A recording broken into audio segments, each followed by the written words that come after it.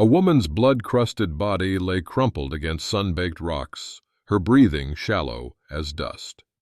Jake Morrison dismounted, weathered fingers instinctively checking his Colt before kneeling beside her. The young Apache woman's eyes fluttered open, recognition of his white face bringing immediate fear where pain had been. "Just make it quick," she whispered, voice cracked from thirst, one hand weakly gesturing at the knife on his belt. Jake removed his hat, revealing eyes that had witnessed too much death already. "Ma'am, I ain't here to hurt you." Her laugh raised dust. "Too late for that." She gestured at her torn buckskin, revealing systematic brutality beneath. "Who did this to you?" His voice had gone cold as winter. "Does it matter?" "White men?" "3 of them." Jake's hand moved to his pistol, not in threat, but in promise. "They'll pay for this," he said, words hanging like a blood oath between them. Jake's years tracking stolen cattle hadn't prepared him for the story written in the Apache woman's wounds. Each laceration spoke of deliberate cruelty, not the hasty violence of robbery. He built a small fire in the shelter of overhanging rocks, movements efficient from years in the open country. Water heated in his battered tin cup while he assessed her injuries with eyes that had seen too much death to flinch. Late afternoon sun cast long shadows across the rocky terrain, turning blood to black against parched earth. Sparse junipers provided minimal shelter, their twisted forms bearing witness to years of drought and survival. Jake's dun gelding stood ground-tied nearby, occasionally snorting at the scent of blood, ears flicking nervously toward the horizon. The woman's possessions lay scattered: a small beaded pouch, bone-handled knife, and dried gourd water vessel, telling of struggle rather than simple theft. Her eyes opened as he cleaned a deep cut on her arm, dark with pain, but alert, calculating. "Got a name?" Jake asked, offering water from his canteen. She studied him, weighing survival against trust. "Ayana," she finally whispered, voice rough as stone. "Jake Morrison." He continued working, allowing silence its place between them. Minutes passed before she spoke again. "Why help me?" "Man sees someone hurting. He helps. That's all." His hands never paused in their careful work. Her eyes, sharp despite pain, evaluated him. Most white men would ride past, or finish what they started. "I ain't most men." Simple words carrying the weight of a life spent between worlds. Jake removed his own shirt to tear bandages, revealing old scars across his torso, hatched lines telling of past encounters with cruelty. He worked with practiced efficiency, suggesting this wasn't his first time tending wounds. When Ayana finally lost consciousness, he placed his bedroll beneath her head and positioned himself protectively between her and the open trail, Winchester across his knees. As night fell, Jake kept watch, his hand never far from his Colt.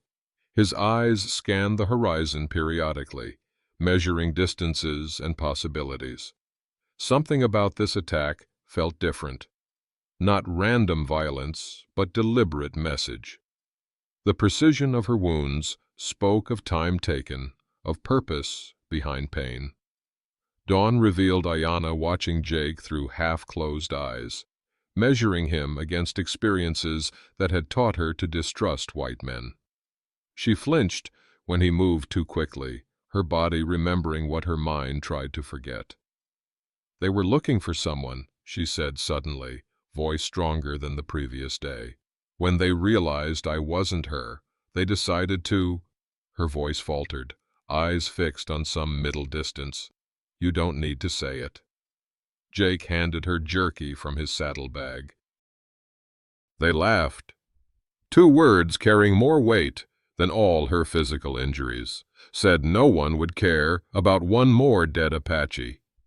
Jake's jaw tightened. They were wrong. Ayanna struggled to sit up, determination overriding pain. I heard them talking before they... One mentioned peace talks, said Mercer wanted to send a message. Jake stilled, jerky halfway to his mouth. Clayton Mercer, cattle baron from down south? I don't know names, just what I heard. Her eyes grew distant. My father is involved in those talks. They represent hope for my people. Understanding dawned like cold sunrise. You weren't random.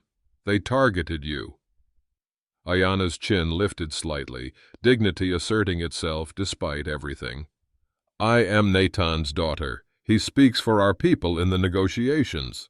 Jake's expression hardened, mind calculating implications. Simple trail justice had become something more complicated, potentially dangerous. Frontiers changing, Jake said, thinking aloud. Men like Mercer see peace as threat to profit. Land stays cheap when folks fear Apache raids. You know this man? Know of him. Man who thinks money makes him law. Jake's tone shifted. Got connections throughout the territory. Friends in high places. A memory flickered across Ayanna's face. One attacker had a scar, here. She touched her cheek. Another wore a silver watch. The third had yellow teeth. They mentioned Bitter Creek. Bitter Creek's 3 days' ride. Jake added wood to the fire. My cabin's half a day north. Can get you there. Tend those wounds proper. Why would you risk helping me? Wariness remained in her voice. Risk? Jake almost smiled. I'm a half-breed cowboy with no kin and cattle that ain't mine to track. Ain't much to risk. If what you say about this Mercer is true, he won't want witnesses alive. Helping me puts you in his path.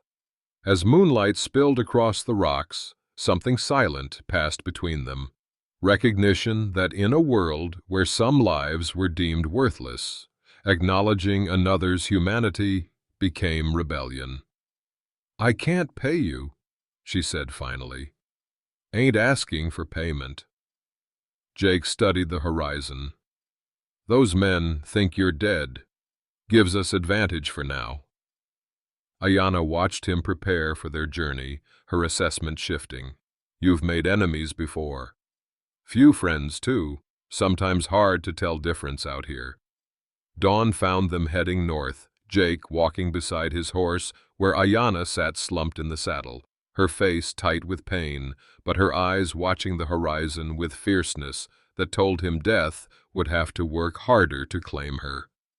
Jake's cabin stood against tall pines, small but solid against mountain winds that swept down from snow-capped peaks. Built with his own hands 3 winters back, its log walls had weathered to silver gray, almost invisible against the forest when approached from certain angles. Inside, Ayanna lay on Jake's narrow bed, fever rising as infection fought through her system. For 3 days, Jake used every remedy his mother had taught him: yarrow poultices for bleeding, willow bark tea for fever, honey mixed with dried sage for the wounds. He slept little, watching for the moment when her breathing might shallow toward death or deepen toward healing. By the 3rd night, his own movements had slowed with exhaustion, but his hands remained steady as he changed bandages and coaxed water between her cracked lips. On the 4th morning, her eyes cleared, recognition replacing delirium. I know what you're thinking, she said, voice stronger than he expected. Jake paused in crushing dried herbs with the back of his hunting knife. That's so? You're thinking you saved me for nothing, that I'll die anyway. Her directness carried no self-pity, just practical assessment. Nope. He continued his work. I'm thinking you got the constitution of a mountain lion. Fever's breaking. She attempted to sit up, wincing as torn muscles protested. The men who attacked me, They seemed confident, protected. Her breathing quickened with memory. Said no one would question another dead Indian. Jake handed her tea, expression carefully neutral, despite the anger her words kindled. Territories changing. New railroad survey teams mapping routes. Land that wasn't worth fighting over suddenly promises fortune. And peace talks threaten that fortune? Her intelligence cut through layers of complexity with unexpected precision. Peace means established boundaries, fixed borders. Jake looked out the cabin's single window, where morning light filtered through pine boughs. Men like Mercer prefer flexibility. Worry creased Ayana's forehead. My people will be searching for me. Father would send riders. Anyone comes close, I'll know. Got snares set. Jake hesitated, weighing truths against comforts. But might be best if both sides think you didn't survive. Ayana's eyes flashed with sudden fire. You want me to hide while my father believes I'm dead? Just till you're stronger, till we know who to trust. Jake's tone softened, recognizing the pain his suggestion caused. Man who'd order attack on diplomat's daughter won't stop there. That evening, watching Jake prepare venison stew, Ayana observed, You know much about healing for a cowboy. Ma was Cherokee, knew every plant worth knowing. His movements were efficient, practiced. Taught me before consumption took her. And your father? Irish, taught me other things. How to track, how to shoot. A half-smile touched his weathered face. How not to trust easy promises. Night deepened around the cabin as Ayana studied this man who existed between worlds, neither fully white nor native, neither settled nor truly free. Something in his isolation mirrored her own current state, cut off from her people, dependent on a stranger who might yet prove dangerous. On the fifth day, Jake returned from hunting to find Ayana standing, shakily moving around the cabin. She'd arranged his sparse belongings with subtle improvements, herbs hanging to dry from ceiling beams, bedding folded with precise corners, cooking utensils organized by size. Should be resting, he said, depositing 2 rabbits on the rough-hewn table. I've rested enough. Pride strengthened her voice. My father taught me idle hands invite dark thoughts. They worked side by side, preparing the meal. Her movements still pained but purposeful. Jake noticed how she studied his cabin's weaknesses. Single door, window positions, escape routes. Her awareness reminded him of soldiers he'd known after the war between the states, men who never sat with their backs to doorways. Been wondering, he said casually, skinning the first rabbit, why you were traveling alone when they found you. Ayana's hands stilled momentarily. I was carrying messages between our camps. She met his eyes directly. I know these lands better than most. Never expected danger from 3 riders. You fought back. It wasn't a question. Her right hand touched her left wrist, where bruises circled like a bracelet. Took 2 to hold me, while the third... She straightened her shoulders. I'm stronger than I look. Later, Ayana watched Jake clean his rifle with methodical precision, long fingers moving across the weapon with intimacy born of dependence. You track for others, but live alone. Why? Jake considered the question longer than needed. Most places, being neither fully white nor Indian means belonging nowhere completely. But this widow trusts you with her cattle? Mrs. Abernathy judges men by work, not blood. His hands moved with practiced ease. Lost her husband last winter. Most ranchers wouldn't hire me. She didn't hesitate.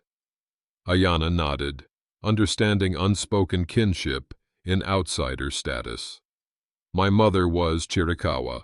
Father is Western Apache. Even among our own people, Some see me as less. Less. Jake tested the word. Funny how much trouble that word causes. That night, as moonlight filtered through the cabin's single window, Ayanna revealed more.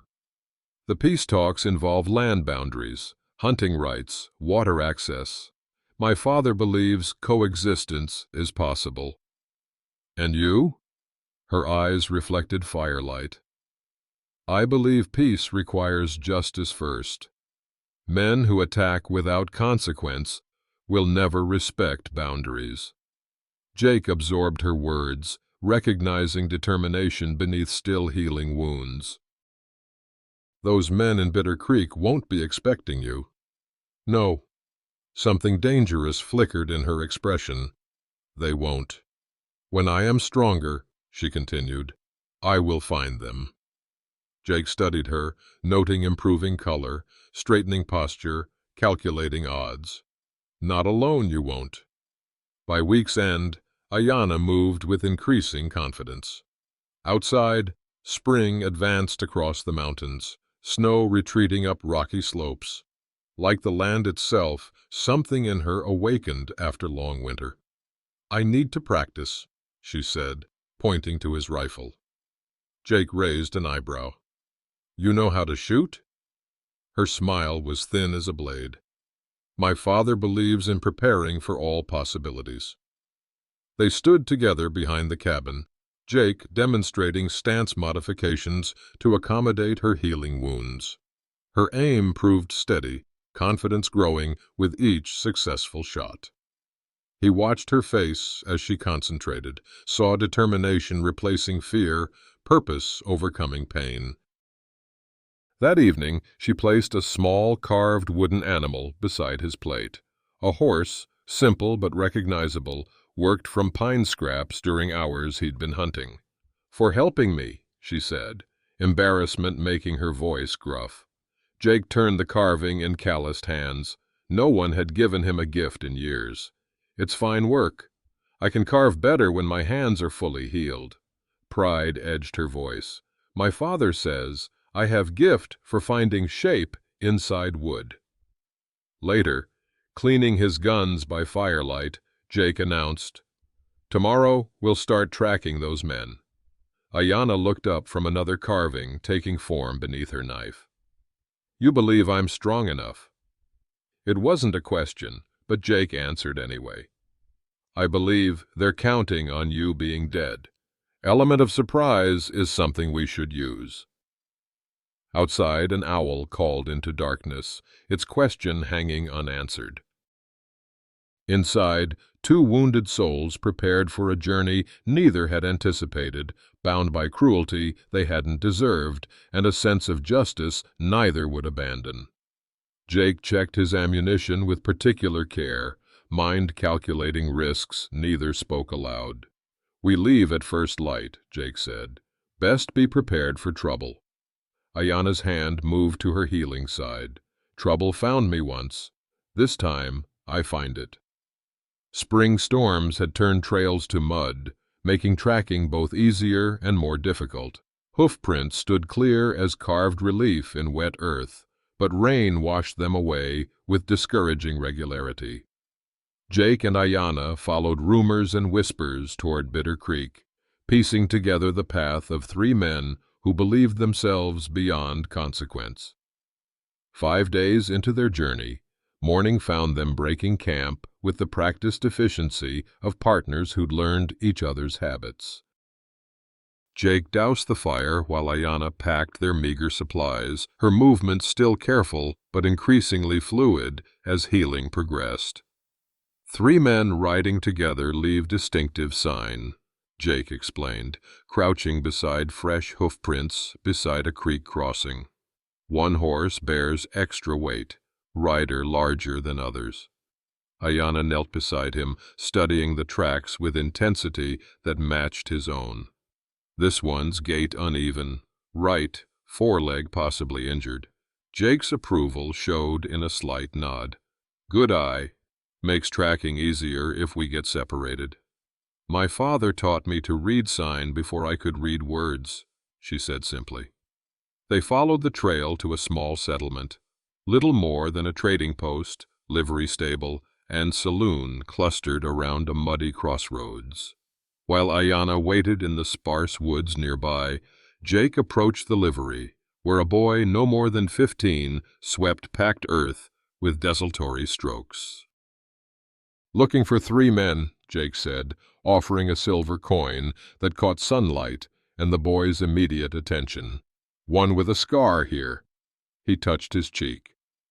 The boy pocketed the coin with practiced quickness. "Scarface is Dean Hollis, mean as a stepped-on snake. Other 2 are brothers, the Cartwrights. They work jobs decent men won't touch." "Regular visitors?"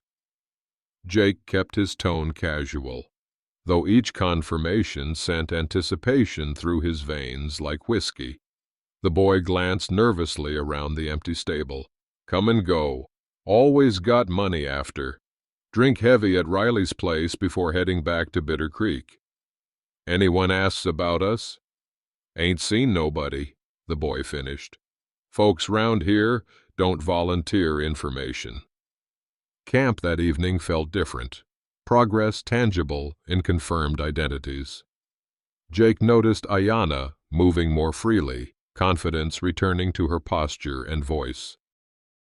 She'd fashioned a sling for his rifle that distributed weight away from her healing side, adaptation that spoke of practical intelligence. "Tomorrow we reach Blackwater Crossing," he said, studying a creased map by firelight. "Day after, Bitter Creek." "And then?" Ayanna asked, sharpening her knife with rhythmic strokes. "Public accusation. Let law handle them." Jake met her questioning look across the flames. "Justice, not revenge, remember?" She nodded slowly. "My father would approve your distinction." The fire crackled between them, sparks rising toward stars that seemed closer in the high country. Jake found himself considering possibilities beyond their immediate purpose. "Been thinking," he said carefully. "After this business concludes, peace talks would benefit from someone who's seen both sides, someone who understands cost of conflict, someone neither fully one thing nor another." A slight smile touched Ayanna's lips. "Experience has value." Jake stared into the fire. "Your father might appreciate ally who sees beyond boundaries." "First we finish what was started," Ayanna reminded him, hand unconsciously touching healing wounds beneath her borrowed shirt. "Before considering what comes after." Jake nodded, checking weapons one final time before sleep. "Tomorrow, everything changes." He couldn't have known how prophetic those words would prove. The attack came with brutal efficiency the following afternoon. Jake had left their camp to hunt, promising to return before sundown. Instead, he returned to devastation. Their small camp lay ransacked, supplies scattered across muddy ground. Ayanna sat propped against a tree trunk, clutching her side where blood seeped between fingers pressed against fresh wound. "Riders," she gasped, face pale beneath copper skin. "4 of them. Said they were looking for stolen horses." Jake's stomach knotted with immediate understanding. "Mercer's men. They didn't recognize me at first. Thought I was your woman." Her laugh held no humor. "When they got closer, one knew. Said I was supposed to be dead." "You're bleeding." Jake knelt beside her, gently moving her hand to assess damage. "Knife. When I fought back." She revealed a fresh wound along her ribs, not deep enough to kill, but serious enough to weaken. "They took the horses. Said to tell you that helping dead Apaches is bad for a man's health." Jake scanned their surroundings, calculating threats, measuring distances. "Did they say where they were headed?" "Back to Bitter Creek. To report problem solved."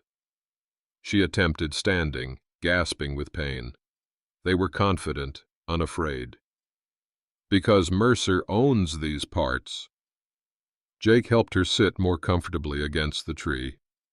And we just lost our transportation and supplies.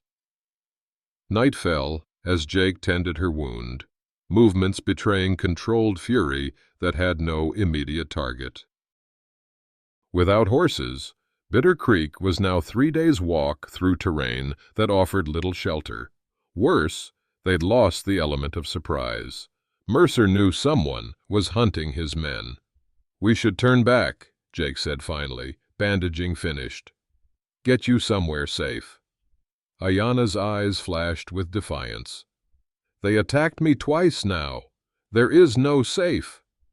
"Mercer owns Bitter Creek, same as he owns those men. We'll be walking into his territory on foot, outnumbered. Then we find another way." She winced, sitting straighter. "My people have faced worse odds for generations." Jake paced their limited campsite perimeter, mind working through dwindling options. "Mrs. Abernathy's ranch lies east.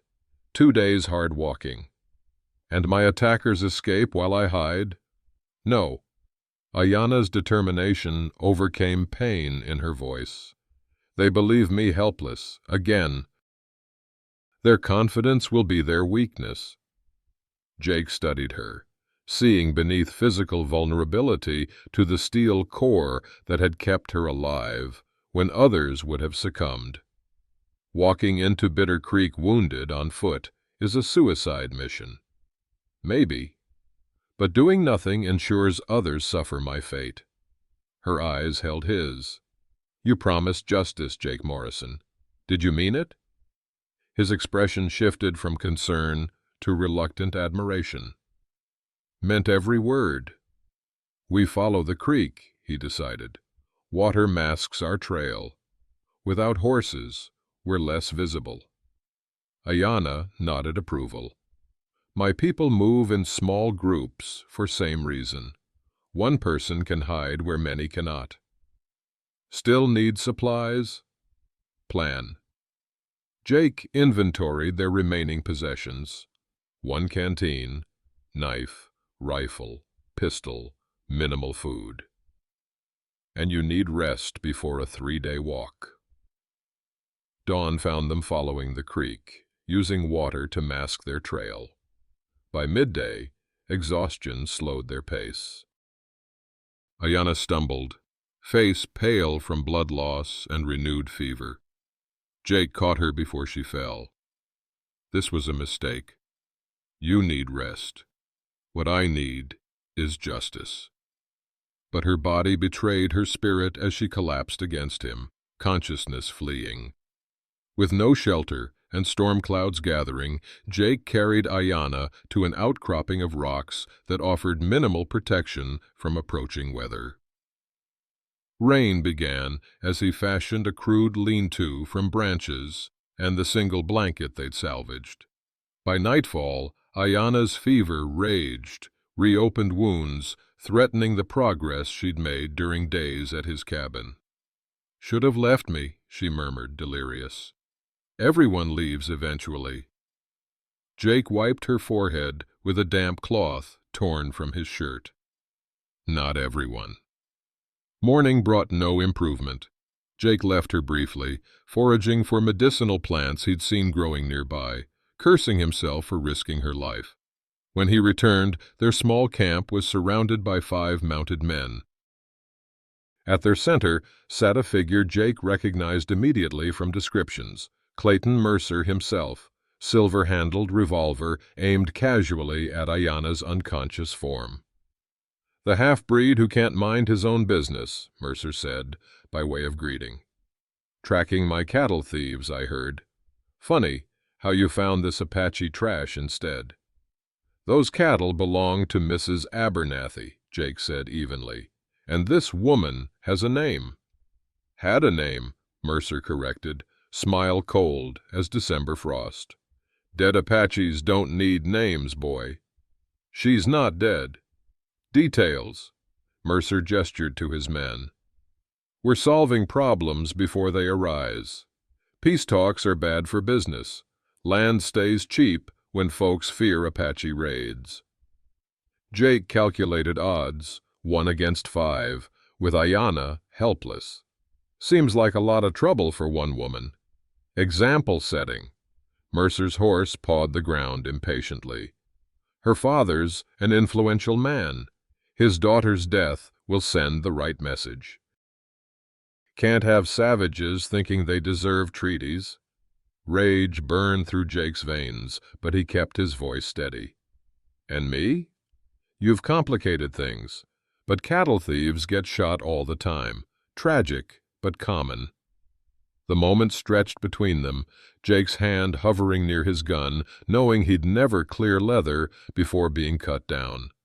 One chance remained. Create enough distraction for Ayanna to escape, assuming she could even stand. Mercer nodded to his men. Finish it. Make it look like Indians. Burn the bodies. As the men dismounted, a distant sound broke the tension. Horses approaching fast. Through the trees, a group of riders appeared, led by a white-haired woman on a dappled mare. Mrs. Abernathy and her ranch hands, armed and grim-faced. "Clayton Mercer," she called, "threatening my employee on my land." Bold, even for you. Bitter Creek appeared through sheets of rain like a scar in the landscape, a single dusty street lined with false-fronted buildings, their weathered facades a testament to hasty construction and meager fortune. At its center stood the Painted Lady Saloon, its garish sign depicting a woman whose faded features had long since surrendered to sun and storm. Mrs. Abernathy directed their wagon toward the building's hitching post. "Dr. Pearson rooms upstairs," she explained, rain dripping from the brim of her battered hat. "Owes me more favors than he can count." The saloon fell silent as they carried Ayanna's limp form through the door. Whispers followed, Apache woman and half-breed cowboy, as they climbed narrow stairs to the doctor's quarters. Jake noted how quickly hands moved to weapons, how eyes tracked their progress with suspicion bordering on hostility. Dr. Pearson, a man with kind eyes and alcohol on his breath, answered the door in rumpled clothing. And he examined Ayanna with unexpected gentleness, his fingers probing wounds with practiced precision despite the slight tremor in his hands. Knife wounds infected, earlier wounds reopened. He straightened, wiping hands on a stained cloth. "She's fighting, but—" "But what?" Jake demanded, patience worn thin by days of watching Ayanna's strength ebb. "She needs medicine I don't have. Mercer's store has it, but—" The doctor's voice trailed off, the predicament clear without elaboration. Mrs. Abernathy finished his thought. "But Mercer controls who buys what in Bitter Creek." She placed a firm hand on Jake's arm when he moved toward the door. "Rushing out half-cocked won't help her. Needs strategy. What we need is that medicine." Jake's voice tightened with suppressed fury. "Every hour without it. And we'll get it." Mrs. Abernathy's tone allowed no argument. "But smart, not sorry." By evening, Ayanna's fever had stabilized through Dr. Pearson's basic treatment, poultices of herbs, cool cloths, and tinctures from his meager supplies. Jake sat beside her, watching each labored breath, mind replaying Mercer's words about peace talks and land prices. Mrs. Abernathy entered with coffee and bread. "She's strong, that one, fighting hard." "Shouldn't have brought her here," Jake muttered. "Right into Mercer's territory. Sometimes only way through danger is straight ahead." The older woman studied him, weathered face betraying neither judgment nor pity. "How long you known her?" "Week and half." Jake sounded surprised by his own answer. "Feels longer. Often does when paths cross at right moment." Mrs. Abernathy's weathered face showed understanding beyond words. "Like fate had been saving you both for this particular trouble." Later, Jake stood at the window, watching saloon patrons below through wavy glass. 3 familiar figures entered. Dean Hollis, his scarred face unmistakable even from above, flanked by the Cartwright brothers. Jake's hand instinctively moved to his gun. "So close," he whispered, torn between justice and Ayanna's immediate needs. Mrs. Abernathy joined him, following his gaze. "Justice won't matter if she dies, son." Jake's expression shifted. Protective rage, tempered by growing wisdom. "Need that medicine first, then settle accounts." "Town's got eyes everywhere," Mrs. Abernathy warned. "Mercer's made sure most folks here owe him something. Be careful who you trust." Jake nodded, watching Ayanna's attackers drink carelessly below, unaware how close reckoning waited. That night, Jake attempted to purchase medicine at Mercer's store, a squat building that dominated the town's commercial district. The bell above the door announced his entry like a warning. "We're closing," the clerk said without looking up, then froze when he saw Jake. "We don't sell to Indian lovers." "Need medicine. Woman's dying." Jake placed coins on the counter. "That's all. Store policy." The clerk's hand moved beneath the counter where a shotgun likely waited. "Mr. Mercer don't serve your kind." Jake returned empty-handed to find Ayanna conscious, but visibly weakening. Her eyes found his, understanding without words. "They're here, aren't they? The men who did this?" "Yes. And Mercer controls the medicine." Jake didn't answer. Confirmation enough. "My father would say, the spirits are testing us." Her voice was thin as paper. "I'm not afraid to die, Jake, but I am afraid of dying without justice." The statement hung between them, simple words carrying the weight of everything left undone, unsaid, unsettled. Morning brought news that raised the stakes impossibly higher. A telegram arrived for Mrs. Abernathy. The peace talks had collapsed after rumors of Ayanna's death spread through Apache camps. Fighting had broken out at 3 settlements along the territorial border. The territorial governor was considering military action. "It's happening exactly as Mercer planned," Jake said bitterly, scanning the yellow paper. "War means profit for men like him. Land prices drop. Settlers flee. He buys cheap." Ayanna struggled to sit up. "I need to get word to my father that I'm alive." "You need to rest," Dr. Pearson insisted. "There won't be rest for anyone if this war spreads." Her eyes burned with fever and determination. "People are dying because of what those men did to me." That afternoon brought the cruelest blow. While Jake sought alternative medicine from a Chinese laundry owner who was rumored to stock herbs, 3 figures entered the doctor's rooms. Hollis and the Cartwright brothers, claiming to bring medicine from Mercer himself. Mrs. Abernathy, dozing in a chair, woke too late to stop them. They recognized Ayanna immediately. "Should have made sure you were dead," Hollis hissed, before the men fled. Jake returned to find the room in disarray and Ayanna gone. Mrs. Abernathy's face was ashen, a cut above her eye leaving blood trailing down her cheek. "They took her," she said, voice tight with fury and fear. "Said if she wanted justice, she'd find it at the old mill outside town." Jake checked his weapons, rage threatening to overwhelm caution. Mrs. Abernathy grabbed his arm with surprising strength. "You go in shooting, you'll both die." "They're going to kill her anyway." His voice held a desperate edge. "Not immediately." Dr. Pearson interjected, dabbing at Mrs. Abernathy's wound. "Overheard them at the bar last night. They're waiting for Mercer. Wants to be there personally." "And that gives us time," Mrs. Abernathy added. "Time to get help." "What help?" Jake demanded. "This is Mercer's town." "Everyone's afraid of him." "Not everyone." The older woman's eyes showed determination matching his own. Some folks here remember when Bitter Creek stood for something better. The abandoned mill stood silhouetted against the setting sun, its water wheel creaking in the river current like a giant's painful exhalation. Inside, lantern light flickered as Jake approached through gathering dusk. Through a broken window, he saw Ayanna tied to a support beam, reopened wounds leaving a pool of blood beneath her.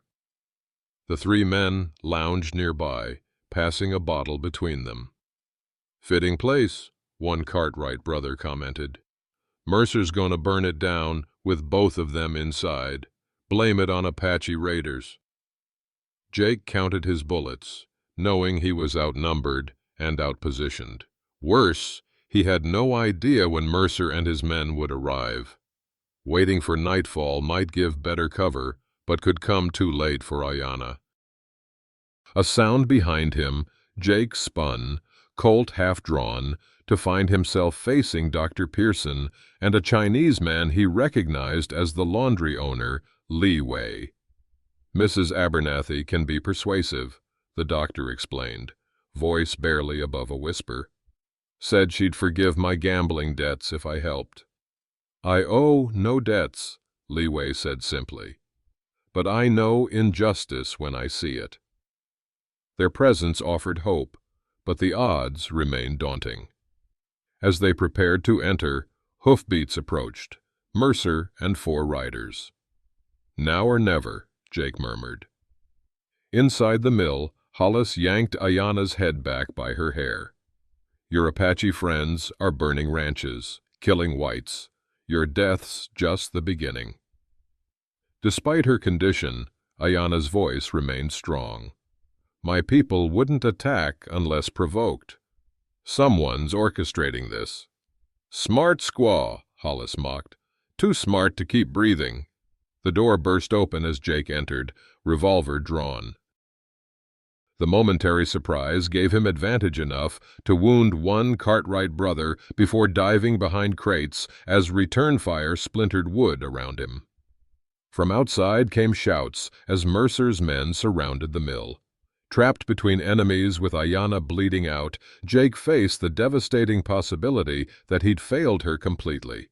Justice seemed further away than ever as darkness closed in, broken only by muzzle flashes and the sound of Ayanna's increasingly labored breathing. "We need diversion," Li Wei whispered, crouched beside Jake. "Draw fire away from woman." Dr. Pearson's hands shook, but determination showed in his eyes. "I know this building. Used to store medicines here years back. There's cellar access through a trapdoor." Jake glanced toward Ayanna. Her eyes were open, watching him despite her pain. Something passed between them, understanding that transcended words. She gave an imperceptible nod, granting permission for the risk he was contemplating. "Cover me," Jake told his unlikely allies. "When shooting starts, get to that trapdoor. Get her out." "And you?" Dr. Pearson asked. "I'll keep them busy." Jake checked his ammunition. "Make sure she lives, Doc, no matter what." Li Wei studied him. "You choose death for justice?" "I choose her life over mine." Jake's simplicity carried the weight of revelation. "Always was going to end bloody for me. Might as well mean something." As Jake prepared for a suicidal charge, Ayanna's voice carried across the room. "Not alone, Jake Morrison. Not this time." Her eyes held his, pain transcended by something stronger. "My father says true warrior accepts death but fights for life. I will not surrender while breath remains." Something shifted in Jake's expression, desperation replaced by clarity. Her courage, despite wounds, revealed a path forward, not sacrifice, but strategy, not death, but defiance. "Dawn breaks soon," Jake said. And with it, new plan. Dawn broke with pale fingers of light creeping through the mill's broken windows. Jake, Lee Wei, and Dr. Pearson remained pinned down inside, the night's sporadic gunfire having given way to tense standoff. Outside, Mercer's men maintained their siege, positioned at strategic points around the weathered building. The wounded Cartwright brother had bled out during the night, his body now covered with a grain sack in the corner. Hollis and the remaining Cartwright kept guard over Ayanna, using her as a human shield against any rash action Jake might attempt. "You're surrounded, Morrison," Mercer's voice carried from outside. "Throw out your weapons, and maybe I'll let the doctor live." Jake met Pearson's frightened eyes, then looked to where Ayanna sat slumped against a support post. Throughout the night, she'd drifted in and out of consciousness. Each time her eyes opened, she sought Jake's, some unspoken communication passing between them that sustained them both through dark hours. "Running low on ammunition," Jake whispered to his unlikely allies, "and time." Lee Wei's face remained impassive, his stillness born of years navigating danger as an outsider in a hostile land. "In my country, there is saying, the straightest path is not always shortest." "Meaning?" Jake asked, checking his remaining bullets. 4 in the Colt, perhaps 7 for the Winchester. "We cannot fight our way out. Perhaps we can think our way out." Lee Wei's calm stood in stark contrast to the desperate situation, his eyes constantly assessing, calculating. Dr. Pearson nervously adjusted his spectacles, hands steadier than they'd been hours earlier. "I treated Mercer's foreman last month. Heard him talking when he thought I was too drunk to listen. Mercer's been buying land cheap from frightened settlers, then selling to railroad at profit. He needs the Apache threat to maintain fear," Jake realized, pieces falling into place. "Peace talks would ruin him. And if word got out, he orchestrated attacks himself," Lee Wei added. Jake's mind raced with the implications. "That's why they wanted Ayanna dead. She's a witness who connects everything." Lee Wei studied Jake with new respect. "You see beyond surface, rare quality." During a lull in Mercer's calls, Jake moved closer to Ayanna, staying low behind stacked crates. Her eyes opened as he approached, surprising clarity in them despite her condition. "Jake," she whispered, "I need to tell you something." He moved closer, dodging Hollis's watchful gaze. "The peace talks. My father suspected someone was working against them. He gave me this." With trembling fingers, she indicated a small beaded pouch hidden within her clothing. "Names, dates, payments, proof of Mercer's involvement." Hope kindled in Jake's chest. "If we could get that to the territorial marshal—" "You ain't getting anywhere," Hollis interrupted, having overheard. He moved closer, rifle trained on Jake. "Mercer's losing patience. Sunsets, we burn this place with you in it." As shadows lengthened across the mill floor, an unexpected sound carried through broken windows, women's voices. Looking out through gaps in the weathered boards, Jake saw a group gathering, led by Mrs. Abernathy and several townswomen of various ages. "Clayton Mercer," the old rancher called, her voice carrying remarkable authority. "These ladies want to speak with you." Through cracks in the wall, Jake watched as Mrs. Abernathy confronted Mercer before the growing crowd. "These women have sons and husbands ready to fight Apaches based on rumors. They deserve to know who's really behind the violence." Lee Wei's eyes widened with understanding. "Old woman brings army no man could command." Inside the mill, Hollis and Cartwright grew nervous, exchanging glances. "Mercer needs to shut this down," Hollis muttered. "Those women start asking questions." Jake caught Lee Wei's eye, nodding toward a pile of grain sacks.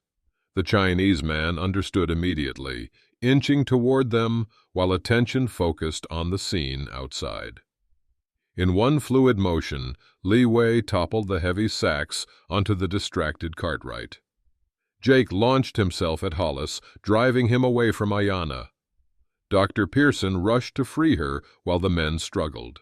Hollis fought with desperate strength, knowing what capture meant. His knife slashed Jake's arm before Jake managed to slam the man's head against the wooden floor, stunning him. "And you?" Li Wei asked, already helping Dr. Pearson untie Ayanna. Bringing this to an end. Jake checked his wound, painful but not life-threatening. Mercer needs to face what he's done publicly. Ayanna grasped Jake's arm as they helped her stand. "Together," she insisted, voice weak but determined. "My testimony matters most." Jake studied her, pale, bloodied, but unbowed. The respect he'd felt since finding her had deepened to something more profound as he recognized her unbreakable spirit. "Your father would be proud," he said simply. "He taught me strength isn't about avoiding pain." Her eyes held his. "It's about choosing what's worth suffering for." While Dr. Pearson tended Ayanna's reopened wounds with supplies from his bag, Li Wei kept watch through cracks in the walls. "Crowd growing larger," he reported. "Women bring more women, and men begin to join them." "You risked much helping strangers," Jake observed. Li Wei's smile was slight but genuine. "In mining camps, railroad work, laundry business, I see how men like Mercer operate. At different faces, same greed." He shrugged. "My people know what happens when justice belongs only to powerful." Outside, Mrs. Abernathy's voice carried clearly, steady, authoritative, cutting through Mercer's blustering threats. "These women have sons and husbands ready to fight Apaches based on rumors. They deserve to know who's really behind the violence." "Need to get that evidence to territorial officials," Jake said, nodding toward the pouch Ayanna clutched. "And keep you breathing until then." Dr. Pearson applied a final bandage. "She needs proper care, but she'll live if we get her out soon." Jake considered their limited options. "Li Wei, you said the straightest path isn't always shortest." The Chinese man nodded.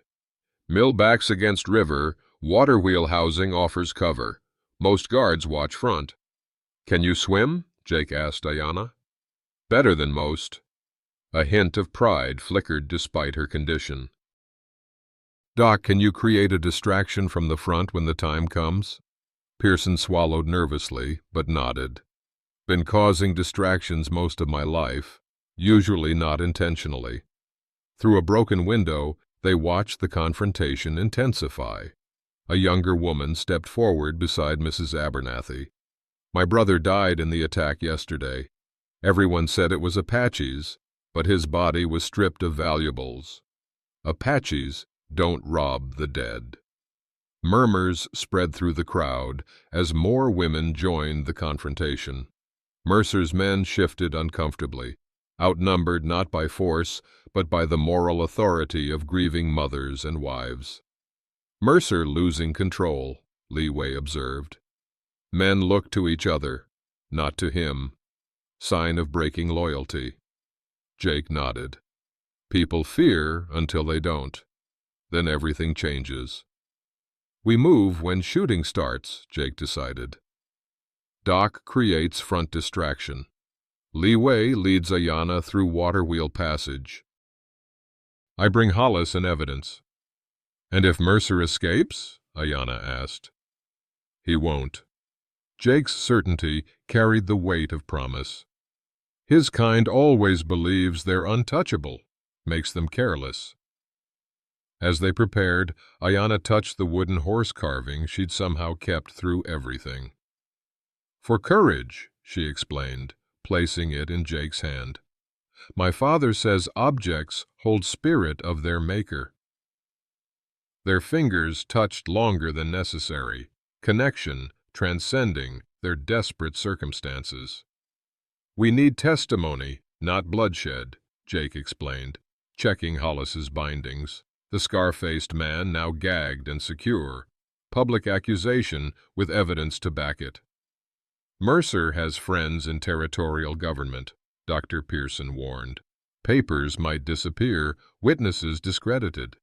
Then we need witnesses too numerous to silence. Jake gestured toward the growing crowd. And evidence too public to bury. Li Wei nodded approvingly. In my country, corrupt official fears nothing more than public shame. Ayanna straightened, despite her pain, dignity asserting itself. I will speak for myself, not as victim, but as witness.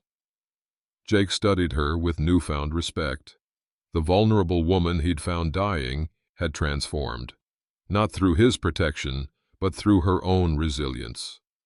Your word against Mercer's carries weight, he acknowledged, especially with evidence your father gathered, and with living proof of their methods. She gestured to her wounds. My body tells truth, their lies cannot hide. Doctor brings crowd to water wheel side of building, Li Wei summarized. I lead through passage. Jake brings prisoner and joins with Apache woman for confrontation. Dr. Pearson nervously adjusted his spectacles. And if shooting starts? Stay low, move fast, don't look back, Jake advised. But I'm betting Mercer won't risk a public bloodbath. Too many witnesses now. His kind prefers shadows, Ayanna agreed. Light is their enemy. This isn't just about you and me anymore, Jake told Ayanna. Those peace talks affect thousands. Territory stands at crossroads. Continue cycle of violence or find different path. My father believes different path possible. Her eyes held certainty despite physical weakness. But path requires truth first. Without truth, peace built on lies cannot stand. Jake nodded, understanding the deeper significance of their actions. Then we bring truth into light. Outside, the confrontation reached critical mass as Mrs. Abernathy produced a leather-bound ledger. Found this in your foreman's quarters, Clayton. Details of payments to men disguised as Apache raiders. Dates matching every attack reported. Jake met Ayanna's eyes. Now. The crowd's mood shifted like storm clouds gathering. Mercer reached for his gun, only to find himself facing the weapons of several townsfolk who had joined the women. Men who'd previously averted their eyes when Mercer passed now stood firm, rifles steady in weathered hands. Inside the mill, the momentary distraction created by Dr. Pearson's shout from the far side provided the opportunity they'd been waiting for. Jake dragged the semi-conscious Hollis toward the main doors, positioning himself to burst through at the crucial moment. Ayanna moved shakily beside him, each step a testament to will overcoming weakness. Ready? He asked quietly. She touched her wounds, then straightened her spine. For this moment, I survived everything. Jake kicked the doors open. We have the men who attacked Natan's daughter, he shouted, dragging Hollis into the harsh sunlight. And she has proof Mercer ordered it to sabotage the peace talks. The crowd parted like water as Jake pulled Hollis forward. Ayanna followed, standing straight, despite injuries that would have kept most men bedridden, her dignity intact before stunned onlookers. Li Wei and Dr. Pearson flanked her protectively, the unlikely guardians completing their strange alliance. I am Ayanna, daughter of Natan, she announced, her voice carrying despite its weakness. These men attacked me on Clayton Mercer's orders to prevent peace between our peoples. I live to bear witness against them. Mercer's face darkened with fury and disbelief. This Apache whore lies. She was attacked by her own people. Tribal disagreements. We found her wounded. Is that why your men took me from the doctor's rooms? Ayanna challenged, stepping closer despite Jake's protective gesture. Why they bragged about leaving me for dead the first time. Why they mentioned your name specifically. Her hands trembled, but her voice remained steady as she produced the small pouch. And this, records my father kept of your meetings with known troublemakers, payments to men who later attacked Apache camps, letters about disrupting peace talks. Each word landed with the precision of a well-aimed arrow. Around them, townsfolk exchanged glances, connections forming between rumors they'd heard and the evidence before them. The whispers grew, like wind through dry grass before fire. Mrs. Abernathy stepped forward, positioning herself beside Ayanna. The young woman speaks truth, Clayton. Your foreman's ledger confirms everything. She held up a weathered book, including payment to these 3 men the week before her attack. Li Wei moved smoothly to block Mercer's subtle signal to his remaining men. Dr. Pearson, finding unexpected courage, addressed the crowd directly. I treated her wounds. Systematic torture, not random violence. Calculated to send a message. The town sheriff, finally finding courage with Mercer's influence crumbling, stepped forward to take Hollis into custody. His deputies moved toward the remaining Cartwright brother, who offered no resistance, his face showing the resignation of a man who knew the game was lost. "This is absurd," Mercer sputtered, looking for allies among increasingly hostile faces. "I represent progress in this territory. These peace talks surrender valuable land to savages who don't deserve it." His words hung in the air, revealing prejudice that had previously hidden behind a veneer of respectability. The slip confirmed what many had suspected, but few had dared acknowledge. "Progress built on blood is no progress at all," Ayanna responded, her quiet dignity contrasting with his desperate rage. "My people have lived here for generations. We seek peace, not surrender." "You'll regret this," Mercer hissed, looking around at townspeople who no longer cowered before him. "All of you. I have friends in territorial government. This isn't over." "Actually, it is." A new voice cut through the tension. A tall man in an official uniform pushed through the crowd. Territorial Marshal Davies. "Received some interesting telegrams about the situation here." Jake noticed how Mercer's face paled, calculations visibly running behind his eyes. Surrounded by witnesses, evidence in multiple hands, Marshal present, his options dwindled rapidly. "These claims are outrageous," Mercer attempted, his tone shifting to indignation. "Based on misunderstandings and circumstantial—" "Save it for trial, Mercer." The marshal nodded to his deputies. "Take him into custody. Conspiracy, assault, attempted murder. For starters." Bitter Creek transformed in the days following the arrests. The territorial marshal brought soldiers and government officials who established temporary headquarters in the Painted Lady Saloon. Witness testimonies mounted against Mercer and his men, including ranch hands admitting they were paid to dress as Apaches during raids on isolated homesteads. The courthouse filled beyond capacity as preliminary hearings began. Settlers sat alongside Apache representatives, the tension between them tempered by shared outrage at the manipulation they'd endured. Common anger formed bridges across differences that had seemed unbridgeable weeks earlier. When Ayanna took the stand, the room fell silent. She spoke with quiet dignity about the attack, her words painting the brutality without sensationalism. When asked to identify her attackers, she pointed to Hollis and Cartwright without hesitation. "And you believe Mr. Mercer ordered this attack?" the prosecutor asked. "I know he did." She produced the document from her father, a record of Mercer's meetings with known troublemakers, payments to men who later attacked Apache camps, correspondence about disrupting peace talks.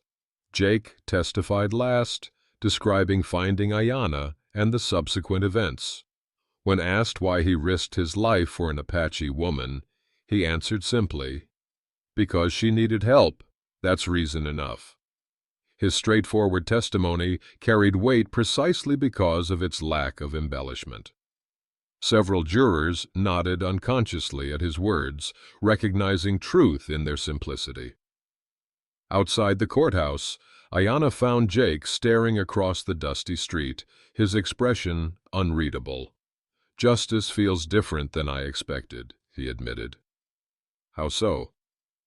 "Thought I'd feel more satisfied." He turned to her. "Instead, I'm thinking about what comes next." When Mercer took the stand, his previous arrogance hardened into bitter defiance. "Everything I did was for progress. You think railroads and civilization come without cost? These peace talks would have given valuable land to savages who don't know how to use it. So you admit ordering attacks to disrupt negotiations?" the prosecutor pressed. "I admit protecting the territory's future," Mercer snapped. "These Apache sympathizers would surrender our rightful development for misplaced sentimentality." His testimony continued in this vein, his own words damning him more effectively than any witness could. By dismissing Ayanna as just an Apache and defending his actions as necessary for progress, he revealed the corruption at his core. As the trial concluded, the judge addressed the packed courthouse. "This case reveals a cancer in our community, the belief that progress justifies injustice, that some lives matter less than others. The evidence shows calculated cruelty for financial gain, disguised as conflict between peoples." The verdict came swiftly. Mercer and his men were found guilty of multiple charges, including assault and conspiracy. Their sentencing would occur the following week, with the territorial governor himself attending. Word spread throughout the territory, prompting investigations into similar land schemes. Several settlements established new trading relationships with neighboring Apache bands, finding mutual benefit where they'd previously seen only threat. The day of sentencing brought closure of one kind and beginning of another. Mercer received 20 years hard labor for his crimes. Hollis and Cartwright earned 15 years each. The courtroom watched in silence as the men were led away, their power stripped, their futures constrained by the same kind of boundaries they'd refused to respect in others.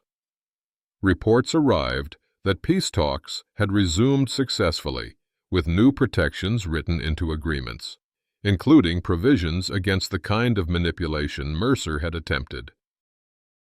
"You could have killed them," Dr. Pearson observed to Jake after the sentencing.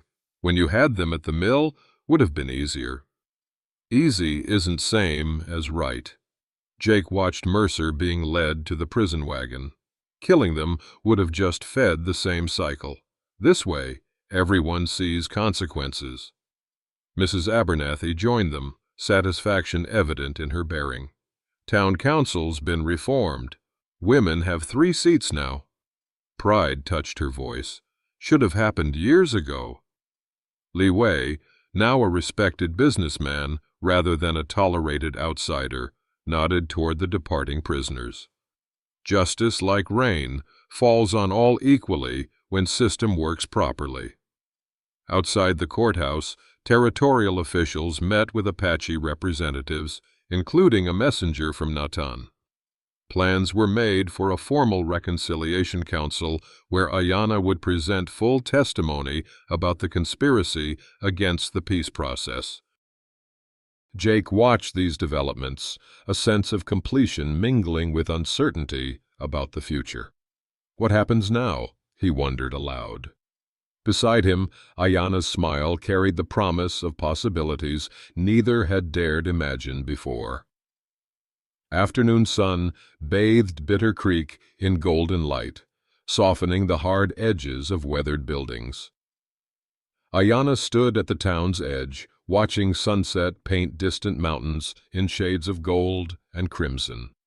Jake found her there, her silhouette straight and strong, despite the bandages still visible beneath her borrowed shirt. "My father sends word. Peace talks will resume next week," she said as he approached. "With Mercer's scheme exposed, many settlers now support negotiations." Jake nodded, understanding the significance. Good people on both sides want the same thing: safety, stability, chance to build something lasting. "He asks me to continue as his representative in future meetings." Pride touched her voice. "Says my experience gives me understanding others lack." He's right. Jake stood beside her, comfortable silence stretching between them. "You bridge worlds. See both sides clearly." A hawk circled overhead, riding thermals with effortless grace. Jake watched its freedom with something like envy. "And you," Mrs. Abernathy mentioned expanding her operation. "Offered me foreman position." His smile was slight, but genuine. "First time someone's wanted me managing more than just tracking strays." Ayanna studied his profile against the setting sun. "You belong nowhere and everywhere, like me." The observation carried no pity, only recognition of shared experience. Something unspoken passed between them. Understanding that sometimes not fitting neatly into one world creates the ability to travel between many. "When you found me," she said quietly, "I asked for a quick death, thought it kindest outcome possible. Remember, now I see that moment differently. Not as my weakest point, but as turning toward new direction." Her hand found his, the gesture both gratitude and connection. Sometimes what seems like ending becomes beginning instead. Jake's fingers closed around hers. "Guess we never know which trail leads home until we follow it." The warmth of her hand felt like promise, like possibility. Jake had spent years moving on, never staying long enough for connections to take root. Now stillness felt right in ways motion never had. "I'll be traveling between our lands and the territorial capital," Ayanna continued, "representing my father's interests in ongoing negotiations." Jake absorbed this information, recognizing both opportunity and challenge it presented. Dangerous work. Not everyone wants peace. Which is precisely why it matters. Determination strengthened her voice. "What happened to me must not happen to others." "Path worth walking, rarely an easy one," Jake acknowledged. "But walking alone makes it harder." His words hung between them, not quite question, not quite statement. Ayanna's smile held an answer neither needed to speak aloud. The next morning, a group of Apache riders appeared at the edge of town, led by a dignified man whose bearing marked him as Natan. Ayanna's face transformed with joy as she hurried to meet her father. Jake stood respectfully distant during their reunion, watching father and daughter embrace. Around them, the town responded differently than might have happened weeks earlier. Shopkeepers nodded respectfully, women offered water for the journey, children watched with curiosity rather than fear. Leeway approached, satisfaction evident in his bearing. "Town changes already. 3 families request I teach them basic Mandarin phrases for trading with Chinese merchants." "Folks see possibility where they once saw threat," Jake observed. "Mercer controlled through fear. Fear gone, new growth begins." Leeway gestured toward Natan, greeting territorial officials. "Like forest after fire, destruction creates space for different life." Dr. Pearson joined them, his posture straighter, eyes clearer than when they'd first met. Governors appointed special commission to investigate other land fraud cases. 2 more men like Mercer already under investigation. Patterns repeat until broken, Leeway observed. Speaking of broken patterns, Dr. Pearson lowered his voice. Sheriff resigned this morning. Town council's considering nominations for replacement. He looked meaningfully at Jake, who shook his head immediately. Not me. Never been one for badges or offices. Perhaps someday, Leeway suggested, when you find place worth standing still for. Mrs. Abernathy orchestrated preparations for an evening feast, bringing together townspeople and Apache leaders. Tentative steps toward the peace that had nearly been destroyed. Jake watched as she directed arrangements with characteristic efficiency.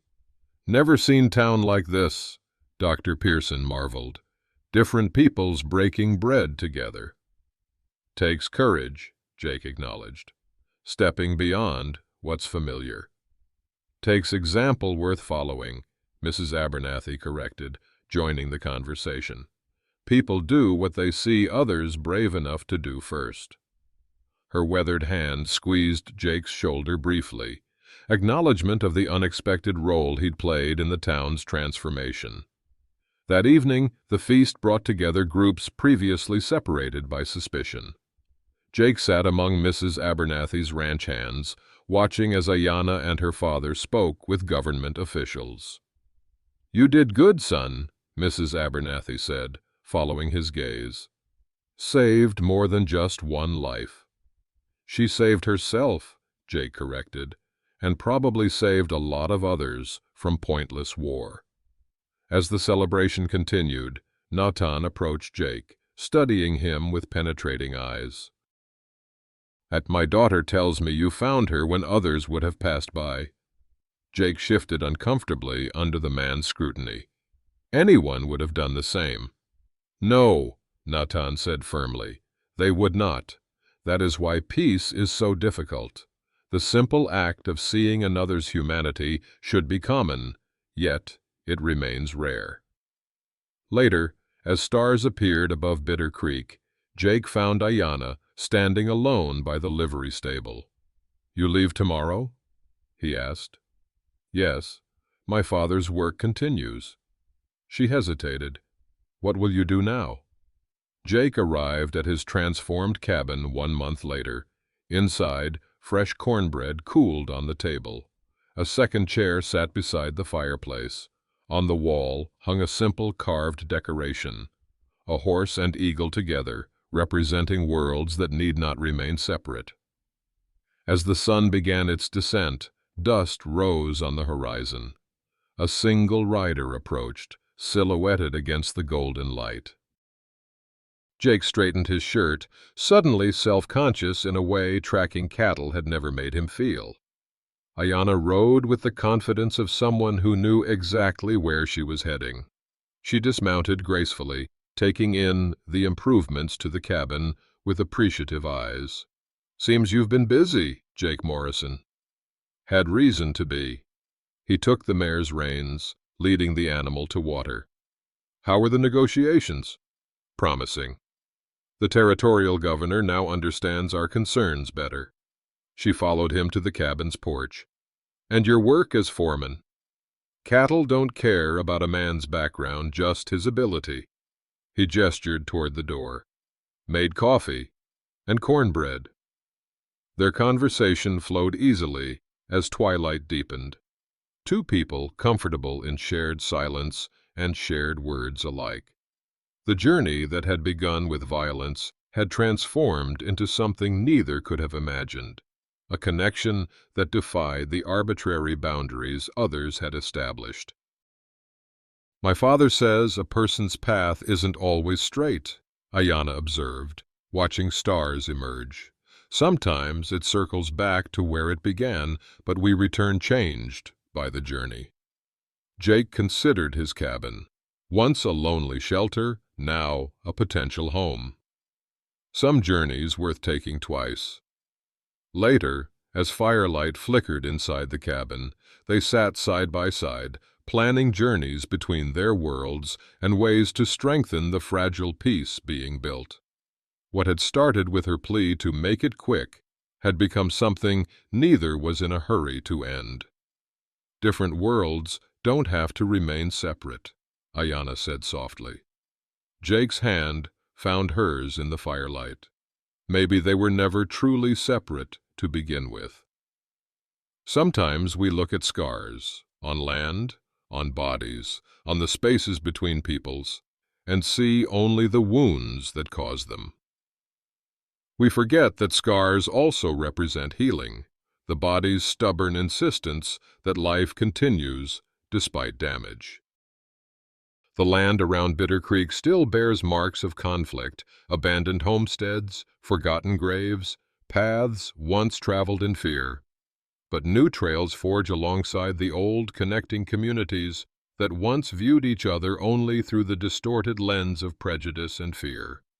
In Jake and Ayanna's story lives a truth older than the conflict that nearly destroyed them both. Human dignity exists not because it is granted by others, but because it is inherent and inalienable. When we recognize this dignity in those different from ourselves, we perform an act of quiet rebellion against all who would divide humanity into worthy and unworthy. Their journey reminds us that justice is not merely punishment for wrongdoing, but restoration of what was damaged. True justice creates possibility where before there was only pain. It transforms victims not into victors over others, but into fuller versions of themselves. We all face moments of choice in our own lives. Moments when we must decide whether to look away from suffering or bear witness, whether to accept the boundaries others have drawn or step across them in recognition of our shared humanity.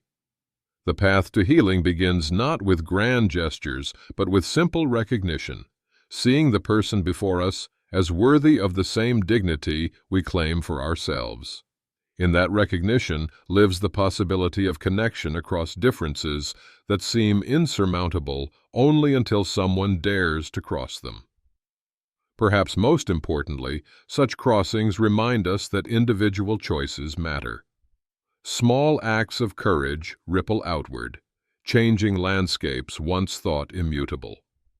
Remember the wounded woman who asked only for a quick end, and the unlikely ally who promised something better, that those who damaged her would be held to account, and that she herself was worth fighting for. In their journey lies the promise that wounds, while real, need not define us.